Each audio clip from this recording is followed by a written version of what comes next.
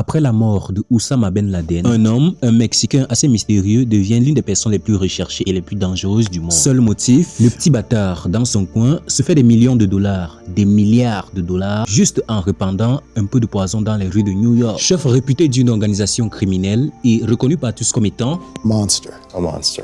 son nom, Bakim Guzman. Il apparaît même à la une de nombreux magazines comme étant un milliardaire. Mais dans l'ombre, il s'agit là de l'un des trafiquants de drogue les plus dangereux de toute l'histoire de l'humanité et probablement du chef de gang le plus dangereux de tous les temps. Cette légende est aujourd'hui officiellement reconnue sous le pseudonyme de El Chapo, en espérant que vous me pardonnez pour l'accent. Et avec son cartel dont vous avez probablement entendu parler, dit le cartel de Sinaloa, il va semer la terreur au Mexique pendant de nombreuses années, accumulant ainsi des centaines de milliers de morts à son actif. Mesdames et messieurs, bienvenue dans l'incroyable histoire du narcotrafiquant le plus terrifiant de tous les temps. Bien sûr, avant de commencer, si vous êtes nouveau sur la chaîne, n'oubliez pas de liker la vidéo s'il vous plaît et de vous abonner si ce n'est pas encore fait. Sur ce, let's go.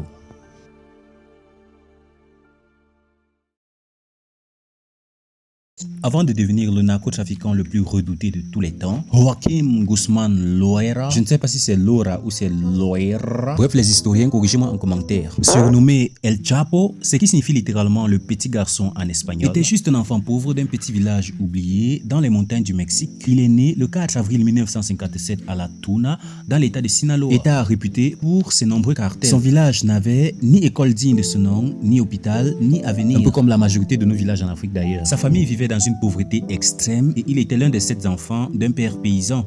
Et son père n'était pas seulement paysan, il était également producteur d'opium. On peut littéralement dire que le vieux avait des projets de devenir riche. Et parlant du vieux, il s'appelait Emilio Guzman. Mais c'était en réalité un très bon père parce qu'il était à la fois brutal, absent et alcoolique, voilà.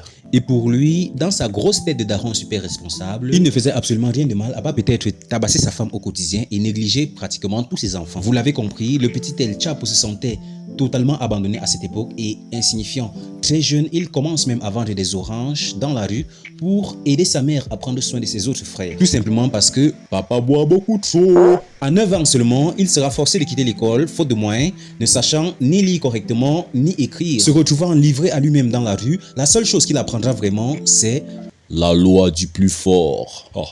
Sans transition. à 15 ans seulement, le petit Joaquim, vendeur d'oranges, a un déclic. Il comprend ce que beaucoup d'entre vous n'ont pas compris, même en faisant une étude de marché. Il découvre qu'en réalité, dans sa région, les trafiquants vivent comme des rois et vivent beaucoup plus longtemps, alors que les hommes honnêtes meurent pauvres. Alors, comme beaucoup d'entre vous, il va bien sûr suivre la voie des hommes honnêtes. LOL. À 15 ans seulement, El Chapo commence à cultiver sa propre marijuana avec ses cousins. Peu à peu, il se fait remarquer et se forge même une réputation de garçon déterminé, rusé et capable de tout pour grimper. C'est ainsi que l'enfant maltraité par un père très responsable finira par avaler quelques kilos de corruption et laissera pousser dans son cœur l'arbre de la cupidité. Mais qu'est-ce qu'il est beau ce poème. LOL. C'est ainsi que l'enfant maltraité par son père devient un adolescent sans pitié, prêt à tout pour survivre. Dès les années 1970, à peine âgé de 17 ans, Joaquim quitte la Tuna et s'installe à Culiacán. Vraiment les gars, désolé pour l'accent, je sais que je suis extrêmement fort. Au fait, Culiacán n'est autre que la capitale de l'état de Sinaloa. C'est dans cette capitale qu'il se plongera alors dans le monde souterrain du trafic. Le petit El Chapo âgé de 17 ans ne brûle pas les étapes, il commencera tout en bas. Il transporte les cargaisons de drogue à dos de mulet. Rappelez-vous qu'on est dans les années 70, donc s'il vous plaît, ne faites pas ça chez vous. Il surveille les routes, il exécute des ordres, il ne parle pas beaucoup, donc il est super dark, un peu comme Madara Uchiwa, mais il observe tout, normal étant donné qu'il possède un Mangekyou Sharingan. Comme vous pouvez le constater, mesdames et messieurs, El Chapo est un enfant assez sérieux et posé. Pas comme certains de nos petits frères et petites sœurs de la génération X, Y ou je ne sais pas Z. Bref, tout ce bordel que vous connaissez. Donc, à cause de sa réputation de fiabilité et de brutalité, El Chapo attire finalement l'attention d'un homme extrêmement puissant. Il s'appelle Miguel Angel Félix Gallador. Perso, je n'ai toujours pas compris, mesdames et messieurs, pourquoi est-ce qu'un narcotrafiquant s'appellerait Angel. Pourtant, c'est un démon. Bref, Miguel est le parrain du cartel de Guadalajara. Bon, j'avoue, ça m'a dépassé, je vous mets l'autographe là.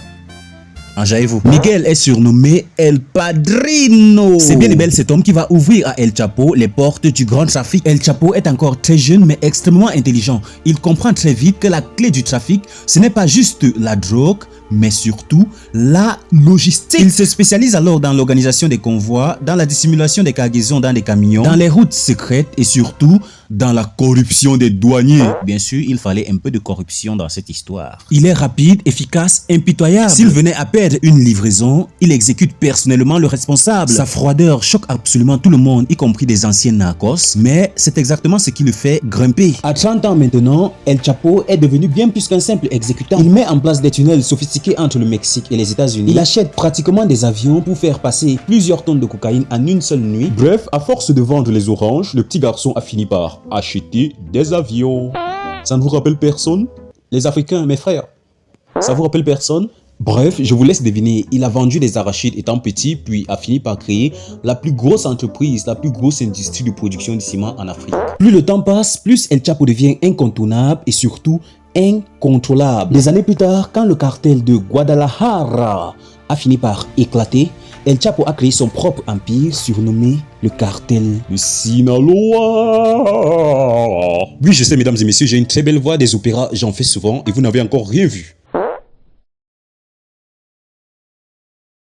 Dans les années 90, El Chapo devient l'un des plus puissants barons de la drogue dans le monde. Il est quasiment respecté, craint et admiré dans les quartiers pauvres. Certains le voient même comme un Robin des Bois moderne. Please, je n'ai pas bien compris. Un baron de la drogue, un Robin des Bois moderne, voler aux riches pour partager aux pauvres. Moi, j'ai toujours pas reçu ma part. Un petit chèque m'aiderait à fermer ma grosse gueule. Il fait construire des églises, il distribue de l'argent, finance des écoles, tout en tuant ses ennemis sans la moindre hésitation. Mais derrière le mythe de El Chapo, il y a toujours cet enfant blessé de la tuna. Un enfant pauvre qui n'a jamais connu l'amour et qui a trouvé dans la violence et le pouvoir une façon d'exister. Oh my gosh, mamma mia, qu'est-ce qu'elle est belle cette phrase. Après l'arrestation de Félix Gallardo en 1989, l'ancien cartel de Guadalajara, excusez-moi pour l'accent bien plus que parfait, est divisé entre ses différents lieutenants. C'est donc El Chapo alias Joaquim Guzman qui fondera le cartel de Sinaloa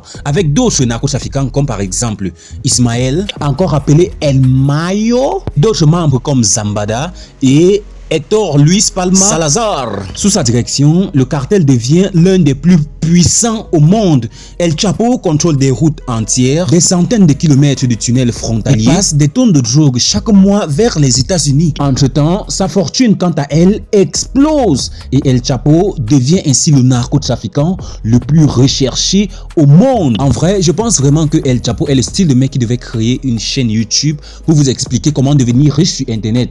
Il s'appellerait peut-être Yomi El Chapo ou alors Alex El Chapo. Ceci n'est pas une balle perdue. Mais cette balle n'est pour autant pas cadrée puisqu'elle n'était pas dans mon script. Comme tout chef de gang et narcotrafiquant qui se respecte, El Chapo a son actif des milliers et des milliers de victimes. Mais il est respecté, adoré, adulé, vénéré et célébré comme un héros par certains dans sa région natale. Dans les années 2000, El Chapo devient une légende vivante. Malgré plusieurs arrestations, il s'évade à chaque fois avec une audace stupéfiante. Son empire s'étend même désormais sur plusieurs continents. À la tête du cartel de Sinaloa, il mélange violence extrême, stratégie militaire et corruption massive.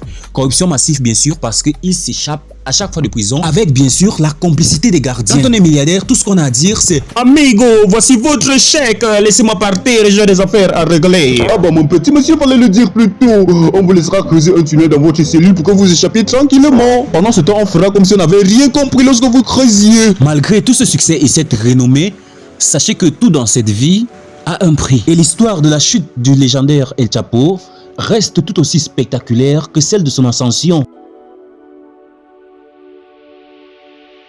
En 1993, El Chapo est arrêté au Guatemala, puis extradé au Mexique. Il est incarcéré dans la prison de haute sécurité de Puente Grande. Mais en janvier 2001, après 8 ans de détention, il réussit une évasion incroyable. En effet, il réussit à sortir de la prison tout simplement en se cachant dans un chariot de linge, aidé par une cinquantaine de complices à l'intérieur même de la prison, gardiens y compris. Oh, comme c'est étrange. Mesdames et messieurs, la corruption apporte la chance, ouvre les portes de la chance, ouvre ouvre les portes du travail et les portes des prisons. Alors, si vous êtes emprisonné, il suffira tout simplement de corrompre une cinquantaine de personnes et boum! Cette évasion marque en effet le début de sa légende, la légende d'un homme que personne ne peut enfermer. De retour aux commandes du cartel, El Chapo élargit son empire comme jamais auparavant. Il affrontera notamment d'autres cartels dans des guerres impitoyables, notamment le cartel de Zetas, les Zetas et le cartel de Juarez. Cette multitude de conflits ensanglante totalement le Mexique. Décapitations, massacres, pendaisons. Mais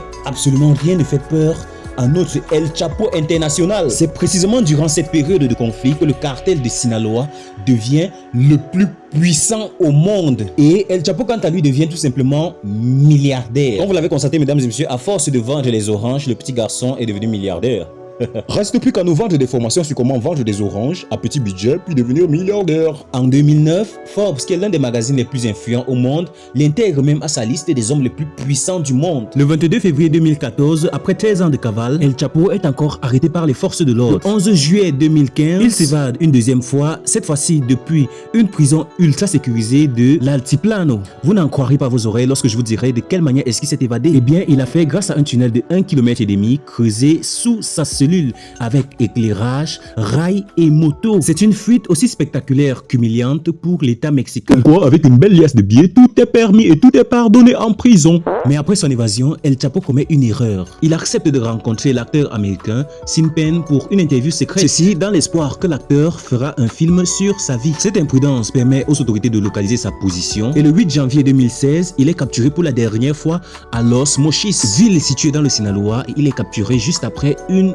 fusillade. Cette fois-ci, plus question de l'enfermer au Mexique. En 2017, El Chapo est extradé vers les États-Unis et son procès quant à lui débutera en 2019 à New York. Il est accusé de plusieurs chefs d'accusation: trafic de drogue, blanchiment d'argent, meurtre, torture. Les preuves disponibles sont tout simplement accablantes. Puis le 17 juillet 2019, il est condamné à la prison à vie plus 30 ans. Aujourd'hui, il est détenu à ADX Florence, une prison ultra sécurisée du Colorado. Prison encore surnommée Alcatraz des Rocheuses. Retenu dans une cellule souterraine, seul et surveillé 24 heures sur 24. Même derrière les barreaux, l'ombre de El Chapo plane toujours. Son fils, Ovidio Guzman, a tenté de reprendre la relève avec plusieurs autres membres du cartel, surnommés Los Chapitos. Mais malheureusement, La copie ne vaudra jamais l'original.